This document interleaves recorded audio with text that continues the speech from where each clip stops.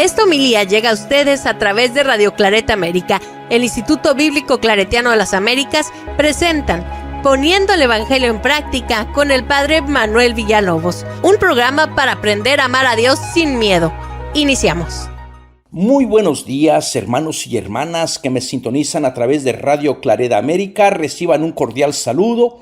Soy Manuel Villalobos Mendoza y qué alegría compartir con ustedes esta palabra de Dios que hoy nos lleva al desierto. Es en el desierto donde tendremos que hacer discernimiento entre la luz y las tinieblas, en la verdad, entre la verdad y la mentira, ¿verdad?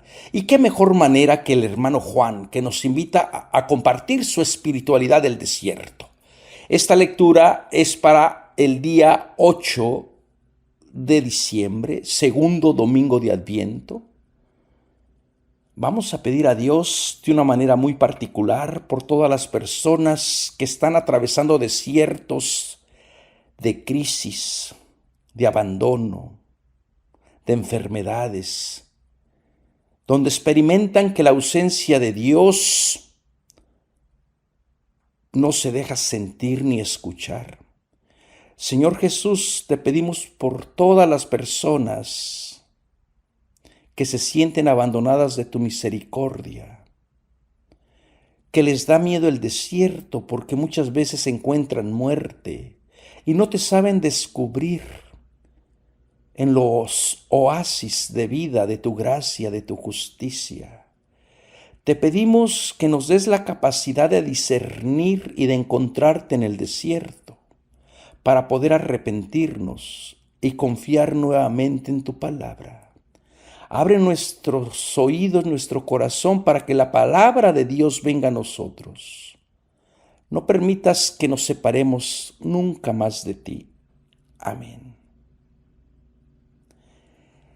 Bueno, les damos las gracias a todas las personas que participaron de nuestro curso de Adviento. De verdad que siempre es muy alentador contar con su participación.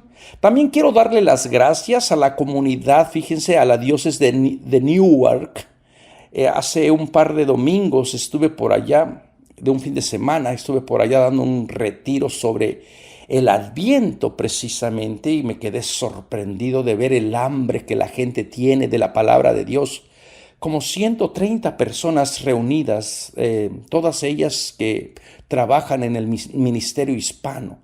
Le doy las gracias especialmente al hermano Asterio, que él es el encargado de llevar a cabo esta pastoral y seguramente que está haciendo un trabajo magnífico porque la verdad que la gente tiene hambre de la palabra de Dios, de la palabra liberadora. Muchas gracias por dejar y darme hospitalidad, de verdad que me sentí muy acogido, muy bien recibido. Y entre ellas ahí había dos hermanitas que me invitaron después a comer, dos hermanas que yo las bauticé como Trifena y Trifosa, porque están metidas también construyendo el reino de Dios. Bueno, les mando un fuerte abrazo a toda esta comunidad bella de Newark. El Evangelio está tomado de Lucas. Va a ser Lucas el que nos va a ir acompañando en el tiempo litúrgico. Y por cierto, ya desde ahora les digo que vamos a ofrecer un curso, creo que es en la segunda semana de enero, con el doctor Picasa acerca del Evangelio de Lucas para que nos vaya ayudando a preparar este camino que va a ser todo el año con el Evangelio de Lucas, un evangelio precioso, ¿verdad? Que ahorita vamos a hablar un poquito de él. El evangelio entonces está tomado del capítulo 3, versículo 1 al 6.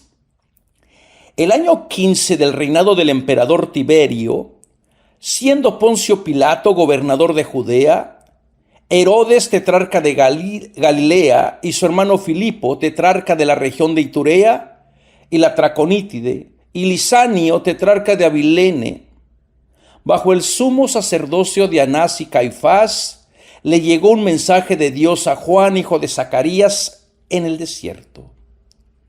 Recorrió entonces la comarca del Jordán, predicando un bautismo de arrepentimiento para el perdón de los pecados, como está escrito en el libro de los oráculos del profeta Isaías.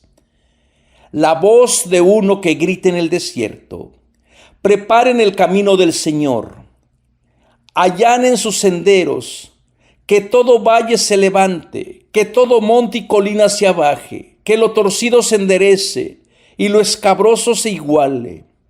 Entonces todas las personas verán la salvación de Dios. Palabra de Dios. Dejamos un momento para que esta palabra de Dios se anide, entre en nuestro corazón. Y con estas palabras tan profundas, una manera magistral que tiene Lucas de encarnar la presencia de Dios en la historia humana, vean, es nombrando a cada personaje histórico. Y aquí comienza prácticamente la narración evangélica. Ya se acuerdan ustedes cómo Marcos la comenzó rápido en el primer versículo, Mateo en el capítulo 3, aquí Lucas hace algo maravilloso. Está trayendo todos estos personajes que son reales. Son reales, fíjense, vamos a ir viendo poco de ellos. A Lucas se le considera el artista, y bueno, aquí parece que hace este apodo es muy propio, ¿verdad? Porque entre sus muchos dones hace que su manera de percibir la historia lo haga muy especial. Enmarca la historia de la salvación de Dios dentro de una historia y una geografía muy concreta y particular. Lucas se le conoce también como el historiador, porque parece ser que está interesado en imitar la manera de escribir de los historiadores clásicos, ¿verdad? Pero también la manera de escribir o narrar la historia de la salvación del pueblo judío. ¿Y con qué finalidad hace esto Lucas? Con la finalidad de presentar la historia, la revelación de Dios con un pueblo, con una comunidad muy concreta y muy particular y muy específica. Es en el desierto donde la palabra de Dios se va a dejar escuchar y sentir en la persona de Juan del desierto. Pues vamos a bautizar a Juan del desierto. Así como él nos bautizó en el bautismo, nosotros vamos a ponerle Juan del desierto, porque siempre va a estar relacionado a la teología del desierto. Así que Lucas, imitando a los escritores clásicos, presenta su mensaje con personajes reales, lugares específicos, para anunciar que una nueva historia de salvación se está escribiendo. Todos los personajes que Lucas menciona son conocidos. El emperador Tiberio, sucesor de Augusto, el prefecto romano en Palestina que era Poncio Pilato, Herodes Antipas, hijo de Herodes el Grande, tetrarca de Galilea, donde Jesús comenzó a predicar la buena noticia. Todo comienza en Galilea, donde esta buena noticia surge para toda la humanidad, al igual que Felipe, su hermano, que lo era de Iturea y la Traconítide, y los sumos sacerdotes Anás y Caifás. Esta letanía histórica, que es propia de Lucas, tiene una sola preocupación. A Lucas le interesa enmarcar la figura de Jesús y su misión dentro de la historia de la salvación. Dios y su proyecto de vida no va a ser cosa del pasado. Jesús, Juan, desiertos, ríos, aguas, montes, valles, colinas, y nosotros y nosotras ahora, como su audiencia, somos parte de esta nueva historia de salvación. Y esto es lo bonito que podemos nosotros apropiarnos y decir: en el año 225 o 24, 25 estaba pensando en el tiempo litúrgico, siendo el presidente de todas las naciones el Donald Trump, que va a ser por desgracia, uno puede ir enmarcando cómo esta palabra se va dando entre signos de muerte. Bueno, primero a mí me interesaría ver un poquito la figura de Juan el Bautista, porque esta figura juega un papel muy importante. Lamentablemente, en los evangelios se ha dejado a un lado por ir rápido a la figura de Jesús. Pero da la impresión de que Juan de verdad tiene un liderazgo muy, pero muy sobresaliente. Tanto así que fíjense que Juan el Bautista también lo encontramos fuera de las fuentes evangélicas. Nosotros ya hemos conocido a Juan el Bautista dentro de las narraciones de la infancia, ¿verdad? Su nacimiento milagroso, su conexión que tiene con la familia sacerdotal. Su padre era sacerdote y parece ser que, bueno, le tocó en suerte presentar el incienso, que ese era como sacarse la lotería. Entonces a Juan le correspondería estar en el templo y no en el desierto. Y Juan entonces era una persona conocida que pasó a la historia nuestra como el mensajero, el que prepara el camino. Fíjense lo que nos dice Flavio Josefo. Y me tomé la molestia de investigar, de sacar esta cita de Flavio Josefo, que está tomada de las Antigüedades Judías, del capítulo 18, numeral 5 y 2, y de los números 116 a 119. Es así como se cita la obra de Flavio Josefo, que por cierto me deshice de las obras de Flavio Josefo allá en Newark, porque estuve vendiendo unos libros para que la gente comience a nutrirse también de la palabra de Dios. Bueno, esta obra dice, historiador, fíjense lo que dice de Juan. Dice, algunos judíos pensaron que el ejército de Herodes había sido destruido por Dios y que el rey había sido justamente castigado por la ejecución de Juan, llamado el Bautista. ¿Es que Herodes había hecho asesinar a este hombre bueno que exhortaba a los judíos a llevar una vida honrada, tratándose con justicia unos a otros, sometiéndose religiosamente a Dios y participando en un bautismo? De hecho, el propio Juan estaba convencido de que en esa ablución no sería aceptable como perdón de los pecados, sino que se quedaría en una mera purificación corporal si no se limpiaba interiormente el espíritu mediante una conducta honrada.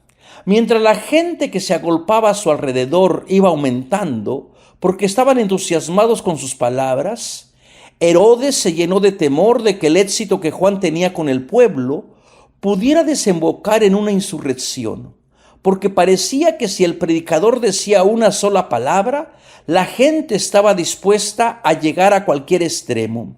Por eso, antes de que Juan pudiera provocar un incidente, Herodes consideró prudente anticiparse a los acontecimientos, encarcelando al predicador y haciéndole desaparecer antes que esperar a que se produjera un levantamiento, se crease una situación difícil para él y después tuviera que arrepentirse. Como resultado de esa sospecha de Herodes, Juan fue apresado y trasladado al Maqueronte y allí fue asesinado.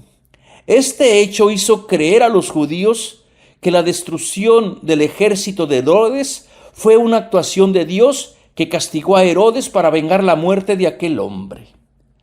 Vean todas las palabras maravillosas que hace o que recoge Flavio Josefo acerca de la persona de Juan y que no se contradicen en absoluto con la manera en que los evangelios presentan a Juan. Claro que Flavio Josefo es historiador y quita esa escena novelesca de la Salomé y su hija bailándole allá al Herodes y de la fiesta y del banquete, ¿verdad? Porque esa es una historia creada al estilo de la reina Esther, ¿verdad? De allá que le iba a dar muerte. En los banquetes siempre aparece alguien para dar muerte, así como los banquetes dan vida, los banquetes también pueden ser muerte. Bueno, quitando esa escena, todo lo demás que dice de Juan, del bautismo, de la predicación, del arrepentimiento, eso es lo que encontramos en el Evangelio. Con la única diferencia es que para Flavio Josefo, le interesa demostrar la muerte de Herodes, ¿verdad? Y tal parece que la justifica porque ve que Herodes, al matar a Juan, acarrea para sí su propio castigo por parte de Yahvé. Bueno, ya saben entonces también cómo y por qué murió Juan el Bautista. Por decir la verdad. Como muchos de los profetas, por decir la verdad, se van a enfrentar a gente grande. Entonces, todos esos personajes que Lucas menciona, fueron históricos, fueron conocidos. De algunos sabemos más que de otros. Y todo comienza con el año 15 del reinado del emperador Tiberio. Es muy difícil precisar exactamente en qué momento comenzó a predicar el mensaje de Juan, si se toma de base esta referencia, porque la pregunta que viene: ¿desde cuándo empieza a contar Lucas el reinado de Tiberio?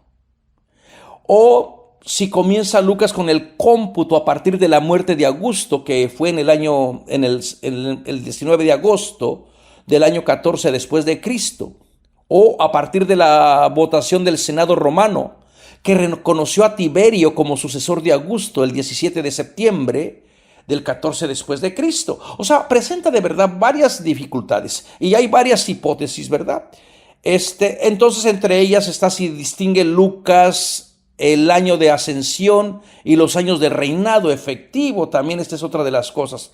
Lo más importante no es tratar de descifrar exactamente cuándo comenzó a reinar Tiberio, sino más bien es encarnar el mensaje, un sentido teológico para presentar el mensaje o la historia de la salvación. Y después vienen una serie de personajes que aparecen entre ellos Poncio Pilato. Sabemos de Poncio Pilato porque se ha encontrado incluso una inscripción hace muy poco, como en el 60 y tantos. Déjenles digo exactamente, en el año 61 se descubrió en Cesarea del Mar o Marítima una inscripción fragmentaria que recoge la dedicación de un monumento a Tiberium, erigida según parece por Pilato en honor de Tiberio. Esta inscripción es muy importante porque históricamente sitúa la figura de de Poncio Pilato dentro de la vida de Jesús, ¿verdad? Por cierto, todavía esta lápida o esta piedra, esta inscripción se encuentra, este testimonio epigráfico de la presencia de Pilato en Judea, donde a él en ese epigráfico, esta piedra, se le pone o se le da a Poncio Pilato el título de prefecto. Así que es un monumento histórico muy valioso para la hora de la reconstrucción. Y bueno, también tenemos muchos documentos, ¿verdad?, de la vida de Tiberio en la parte de Palestina. Y luego vienen también todos los Herodes que se mencionan, ¿verdad? Recuerden que a la muerte de Herodes el Grande, ese trono quedó maldito. Y luego, Roma estuvo coqueteando, a ver quién le podía dar más dinero, cuál de los 4 hijos, cuál de los 4 Herodes le podía dar más dinero a Roma. Y a todos les prometía el trono, pero a nadie se lo daba. Y finalmente, como el trono quedó maldito, porque nadie pudo llenar realmente los zapatos de Herodes el Grande, pues Roma decidió dividir el reino y ejercer un dominio directamente Roma, ¿verdad? Y entonces el primer personaje que aparece, Herodes, tetrarca de Galilea. Este es Herodes Antipas, el hijo menor de Herodes el Grande y de Maltese. Acuérdense que Herodes tuvo también varias mujeres que heredó parte de los dominios de su padre a la muerte de este, ¿verdad? Cuando se murió Herodes el Grande, un pedacito de terreno le tocó gobernar, según Flavio Josefo, desde el año cuarto. Fíjense que hay tantas fechas y tantos nombres que a uno se le olvida y se puede confundir. Espero que ustedes tengan un poquito de paciencia, porque uno dice, bueno, ¿y para qué nos sirve todo esto? Ahorita lo vamos a ver para qué. Entonces, ¿por qué se le designa como tetrarca? Porque reinaba sobre una cuarta parte de un determinado territorio. Pero a la hora de que se escriben estos evangelios, tetrarca solamente era casi un formulismo para referirse a un príncipe de un poco rango. Ya no va a ser el gran Herodes, es un príncipe con un poquito de territorio, ¿verdad? Después viene otro nombre, Filipo, tetrarca de la región de Iturea y de la Traconítide. Filipo era hijo también de Herodes el Grande y de Cleopatra de Jerusalén. Era medio hermano de Herodes Antipas, ¿verdad? Entonces, a este también le toca una región pequeña. Lucas menciona 2 pequeños territorios de los que comprendía todo su dominio. Así que, bueno, a este le tocó gobernar su territorio del año 4 antes de Cristo hasta el 34 después de Cristo. O sea que en tiempo de Jesús este sería el Herodes que estaba reinando, ¿verdad? Y después viene la figura de Licinio, tetrarca de Abilene. Con este personaje ni me voy a meter porque este sí es más complicado. El territorio de Abilene se extendía por el noroeste de Damasco, en torno a la ciudad de Avila, situado en la falda meridional de la cordillera del Antilíbano. O sea, esas regiones que ahora nadie quiere ir y no deben de ir porque parece que están malditas peleándose allá. Israel, Israel, que matas a los profetas, que matas, que bombardeas. Yo no sé qué va a pasar, pero hay que tener fe en que la palabra de Dios se deje escuchar. Y la pregunta es, pero exactamente en quién era Lisanio. Y ahí es allí donde está la dificultad. Porque hay un Lisanio que es un hijo de Ptolomeo, que llevaba el título del rey de Calcis, fíjense, un territorio por allá, lejos también, que fue asesinado por Marco Antonio. Bueno, muy probablemente sea no lo sea. Es más difícil tratar de entender o situarlo dentro de la narración. Flavio Josefo hace algunas referencias vagas a un tal Lisanio y dice que Avila, perteneciente a Lisanio, o Ávila, que se había parecido a la tetrarquía de Lisanio. Entonces no sabemos si se esté refiriendo a Lisanio al hijo de Ptolomeo o a otro Lisanio. Bueno, ahí está, solamente es para situarlo dentro de la historia de personajes concretos. Después viene también los reinados del sumo sacerdote de Anás y Caifás. ¿Quién era el que reinaba? Anás o Caifás. Parece ser que también ahí va a haber estas dificultades, porque no había 2 sumos sacerdotes, ¿verdad? Anás o Anano era hijo de Se y fue nombrado sumo sacerdote por el gobernador romano Sulpicio Quirino. Y no me quiero meter tanto a esas historias, porque lo único que le importa a Lucas es presentar la encarnación de la palabra, una nueva creación, una nueva manera de entender al Dios que se va haciendo presente. Fíjense, le llegó el mensaje de Dios a Juan.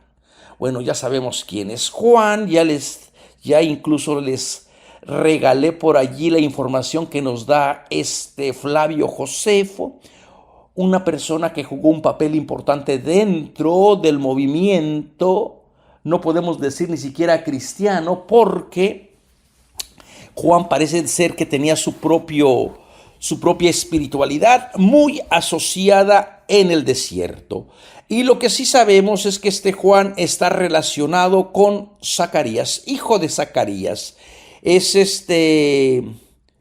Realmente ya no había necesidad de decirnos que Juan es hijo de Zacarías, porque ya lo sabemos por el Evangelio de las Infancias Narrativas, donde tenemos la anunciación del ángel a Zacarías.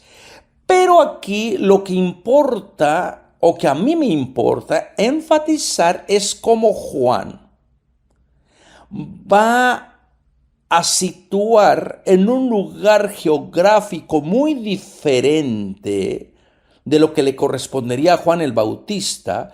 Al ser hijo del sacerdote, le correspondería Jerusalén, le correspondería el templo.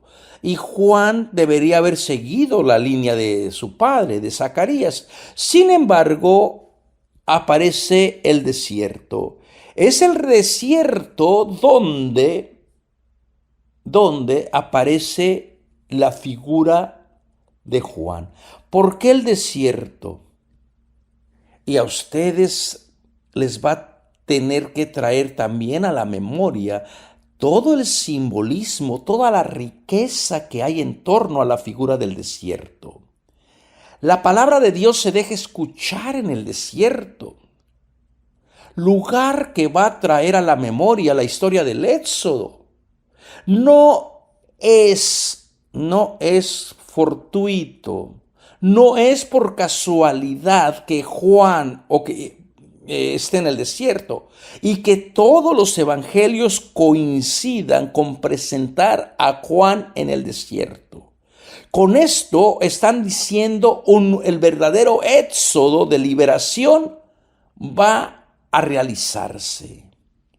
Pero es necesario que la comunidad vaya al desierto. Es necesario adentrarse a la espiritualidad en el desierto. Porque fue en el desierto donde el pueblo de Israel aprendió a ser pueblo, aprendió a adquirir su propia identidad. Fue un tiempo largo donde el pueblo descubrió al Dios que provee en el medio de la carencia, de la necesidad, de tantos signos de muerte. Picaduras de serpientes, carencia de pan, de agua, peligros de los pueblos vecinos donde el pueblo entraba. Va a ser en el desierto donde el pueblo de Israel experimente al Dios que cuida, al Dios que bendice. Y va a ser en el desierto donde el hermano Juan va a llevar al nuevo Israel y al pueblo gentil para decir: Dios va contigo. Pero es necesario que aprendas a descubrir la espiritualidad del desierto, porque fue en el desierto donde el pueblo se formó como pueblo, hizo alianza con el Dios del desierto. Así que será Juan que anuncia a la nueva comunidad que la salvación de Dios ha llegado. Y con la frase "fue dirigida la palabra", esta es una frase que frecuentemente aparece en la tradición profética. Ustedes pueden ver en Jeremías 1:2, Zacarías 1:1, Miqueas 1:1. Así que se revela el poder creador de la palabra de Dios, su fuerza, su encarnación dentro de la historia.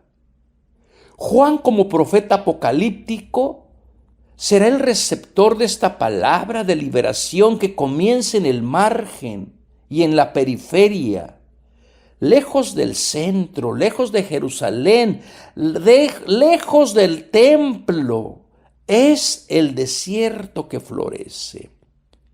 El desierto vuelve a ser el lugar privilegiado donde Dios se manifiesta y se deja escuchar. Juan, hijo de Zacarías, hace la ruptura del Dios del templo y va a invitar a toda la comunidad a salir del mismo, porque el templo se ha convertido en una cueva de ladrones. Vamos a tener que esperar hasta que aparezca otra vez allá este episodio de Lucas 19:46. Así que será en el templo donde Jesús entre en conflicto con el sistema religioso. Me gustaría detenerme un momentito aquí, hermanos y hermanas. ¿A qué desierto estás invitado o invitada a adentrarte? O a lo mejor ya estamos en él y ni cuenta nos hemos dado. Los desiertos pueden ser de abandono, de tristeza, de soledad, de no encontrarle sentido a la vida, de sentirte lastimado, herido. Es tiempo también de que aprendas que en el desierto se puede experimentar la vida. Y hay que abrazar estas situaciones también de dolor. Hay que abrazarlas, curarlas, porque nos va a hacer personas más fuertes de fe. Nos va a ayudar a entender la vida misma. La fe se madura en el desierto. Es cierto que a lo mejor nos puede dar miedo, dolor, tristeza, pero del desierto nadie se ha escapado. Del desierto todas las personas han sido expuestas a carencias, a dificultades. Pero también muchas de ellas han experimentado a Dios, han dicho verdaderamente Dios está conmigo, en el dolor, en el sufrimiento. Así que hermano y hermana, no te dé miedo adentrarte al desierto. No te dé miedo abrazarlo, porque en algún lugar el desierto te sorprende y de pronto florecen los cactus. Las flores del desierto son hermosas, llenas de colorido. En los desiertos hay oasis. Yo de verdad me quedé espantadísimo la primera vez fue la segunda vez que fui a Egipto. Y me adentré al desierto, a un lugar que se llama Siwa. Y después de horas y horas y horas y horas de desierto, de un solo carro, yo pensaba donde se descomponga el carro y nos quedemos aquí, entonces allí, ahora reflexiono y digo, yo ya no me atrevería a hacer esos viajes. Bueno, porque eran viajes así como de mochileros, donde tú te metías porque saliera barato, pues ahí te ibas con toda la gente, incómodos, horas y horas desde Alejandría para allá, para Siwa, horas y horas, créeme. Y bueno, yo llevaba mi agua, mi pan, porque si algo falla. Y de pronto aparece Siwa, aparece un pueblo que vive de un oasis grandísimo. Y en ese oasis se cree que hasta la reina Cleopatra se bañó en él. Y ahí descubrió la fuente de la eterna juventud. De verdad es impresionante ver una manchita verde en medio de tanta arena, Así es la presencia de Dios. A veces tantos símbolos malos, tantas cosas negativas. Yo con el miedo del Donald Trump de ver qué va a hacer con esta política que amenaza con hacerle violencia a tanta gente, con impactar la economía de América y de los países más pobres, no solamente de América Latina. Pero hay que tener fe de que Dios también está con nosotros, de que Dios no nos puede abandonar, de que Dios está con nosotros. Fíjense cómo Lucas maravillosamente te hace una narración de la figura de Juan, que ha sido destinado para convertir a los hijos de Israel a su Dios, en Lucas 1, 16, 17, para preparar los caminos del Señor y dar conocimiento de la salvación de Dios a través del perdón de los pecados. Juan vivía en el desierto y va a ser en el desierto donde Dios se manifiesta a todo Israel, según Lucas 1:8. Juan del desierto comienza su itinerario profético llamando a todos, a israelitas, a gentiles, a pecadores. Enseguida, inmediatamente la gente va a volver a Juan y le va a decir qué tenemos que hacer. Y Juan, bueno, vamos a dejar ese evangelio para otro momento. Pero toda la gente va a engancharse con el mensaje de Juan.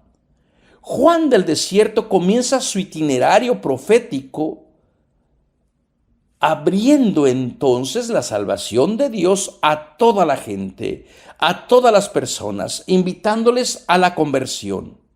Y dice, y se fue por toda la región del Jordán, proclamando un bautismo de conversión para el perdón de los pecados. Este versículo de verdad que es bastante impreciso y está lleno de confusiones. Dejó el desierto Juan y se marchó.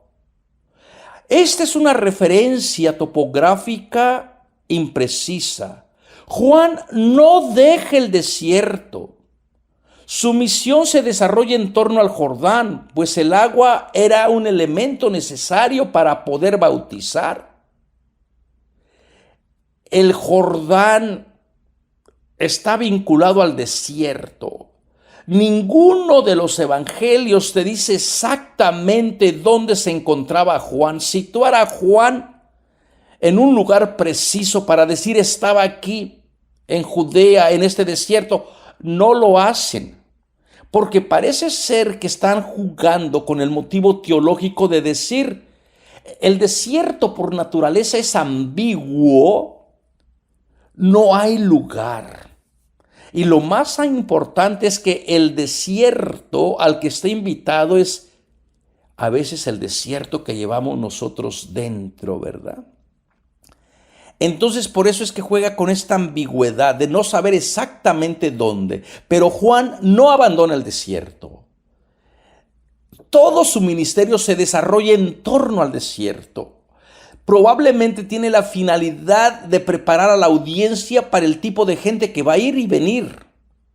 Porque el desierto va a florecer con este montón de gente, de comunidad que se va a conglomerar en torno a la palabra de Juan, en torno a la prédica.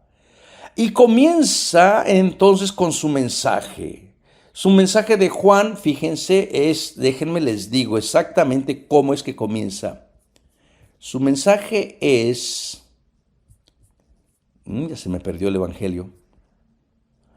Recorrió entonces toda la comarca del Jordán predicando un bautismo de arrepentimiento.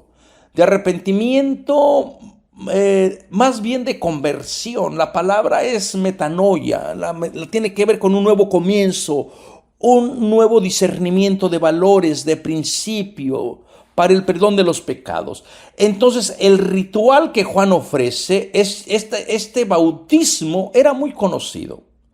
Las prácticas rituales de bautismo eran conocidas en el mundo bíblico, pero Juan le da un carácter también teológico que exige justicia social. Entonces, fíjense cómo comienza para el perdón de los pecados. Ese es predicando este mensaje para el perdón de los pecados por medio del bautismo. Pero entonces el bautismo no es un ritual vacío. Deberíamos de reflexionar acerca de nuestros bautismos, ¿verdad?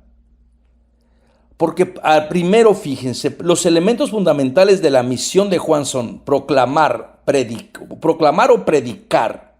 Y luego viene la conversión o el arrepentimiento, perdón de los pecados. Vean cómo es programático. Primero proclamar, convertirse y perdonar. No, entonces el bautismo no se ofrece si no hay una prédica, si no hay una conversión y si no se perdonan pecados. En otras palabras, los bautismos no operan como si fueran rituales mágicos. Da la impresión de que este era el itinerario misionero de los primeros seguidores de Jesús. Primero se proclamaba, luego la gente se convertía, se confesaban los pecados y luego se administraba el bautismo. Y yo creo que tendríamos que reflexionar, fíjense, cuando uno le pide a la gente una plática para el bautismo, la comunidad casi que te quiere linchar. ¿Cómo es posible que nos pidan esto, Dios mío? Y aquí la gente recorre parroquia tras parroquia. La gente te llama y te dice, oiga, padre, ¿no me puede hacer un bautizo? Le dije, no me llames para esto. ¿Cómo te atreves a pedirme algo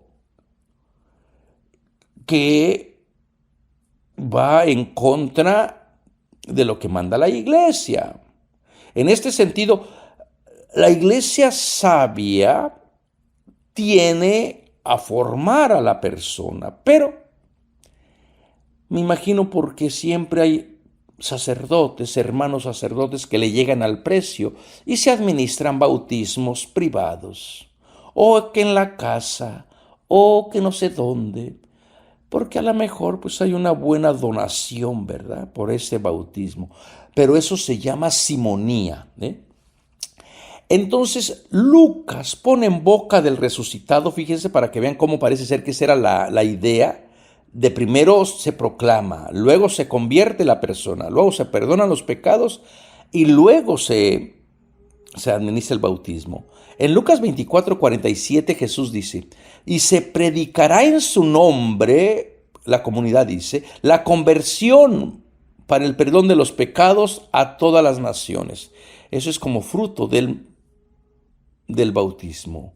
Juan prepara no solo caminos, sino también establece el rumbo teológico y catequético que se debe seguir en la misión. El primer paso de la misión de Juan es predicar, querizo, que en el Evangelio está asociado a la proclamación de las buenas noticias que anuncia Jesús. Entonces Juan trae una buena noticia, y eso lo pueden ustedes encontrar en todo el Evangelio prácticamente. Juan y Jesús son los portadores de las buenas noticias a favor de toda la humanidad, y eso es el bautismo, una buena noticia. No lo veas como un impedimento, velo como un momento de gracia. Una vez que se acepta la prédica, se acompaña con una purificación ritual mediante el uso del agua. Dichas prácticas tienen sus raíces en la tradición bíblica. Ustedes pueden ver en Levíticos 14 y 15 los capítulos, Primera de Samuel 7:6, Isaías 1:16-17. La proclamación y el bautismo están íntimamente unidos y no se entiende uno separado del otro. El fruto de esta prédica bautismo es el arrepentimiento, el cambio total del creyente para vivir de acuerdo con los valores del reino de Dios. Por eso es necesario que la conversión y el perdón de los pecados brote desde el corazón de la persona que va a recibir el bautismo. El bautismo no es magia. Si ustedes quieren celebrar sus fiestas, no pongan de excusa el bautismo. Celebren sus fiestas, no pasa nada, pero no mezclen una cosa con la otra. Es en el desierto donde se proclama la palabra a la persona excluida. Se arrepiente la persona pecadora. Se bautiza el nuevo pueblo de Dios. Y toda la gente experimenta la gracia por medio del perdón de los pecados. Vean lo bonito de la espiritualidad del desierto. Así que, hermano y hermana, volvamos al desierto. Esta es la espiritualidad del desierto que Juan nos anuncia. Es en el desierto que hay vida, porque la presencia de Dios florece como un oasis anunciando que su gracia renueva todo. sus rituales elaborados. Fíjense lo que pasa en el desierto. Allí no hay rituales elaborados, no hay templos, no hay sacerdotes, no hay libros sagrados. Es en el desierto donde se ofrece la gracia de Dios a las personas pecadoras. Así que el bautismo de penitencia que predica el bautista no es meramente un ritual de purificación que acepten la prédica de la venida del Mesías, sino una voz que clama en el desierto. Así que, hermanos y hermanas, ya se me acabó el tiempo y no me alcancé a llegar ni siquiera a Isaías. Pero la salvación que Juan ofrece a todos, regálenme un minuto, la salvación que Juan proclama no solamente se regala a los humanos, sino a toda la creación de Dios, porque se encarna en la historia de la humanidad y exige, como exigía Isaías 43, absolutamente toda la creación de Dios, que incluye humanos, montes, valles, colinas, desiertos, cambie y se adhieran a los nuevos valores del reino. La salvación de Dios se vuelve ecológica porque afecta a toda la creación que está viva y con posibilidades de cambio, de conversión. Desde esa mirada ecológica, todo valle, todo monte y colina, toda persona necesita hacer cambios en su vida y acepte la salvación universal que la voz en el desierto anuncia. El término todo aparece 3 veces y con esto Lucas está manifestando una salvación ecológica universal que predicará después Jesús. Esta nueva salvación universal no será exclusivamente para Jerusalén, ni se encerrará en rituales vacíos, ni en confesiones de ser hijos de Abraham y de Sara. La salvación que Juan proclama a través de este evangelio consiste primordialmente en descubrir la misericordia de Dios que quiere que todas las personas se salven. Con eso termina el evangelio. Toda la humanidad, toda la creación de Dios verá su salvación. Hermanos y hermanas, ojalá que ustedes experimenten en el desierto la salvación que Dios te ofrece. Muchas gracias por seguirnos y estén pendientes de nuestros cursos. Los invitamos a escuchar más programas de crecimiento espiritual y emocional en radioclaretamerica.com y a seguir en YouTube a la Escuela Bíblica Claretiana de las Américas. Visite ibicla.org.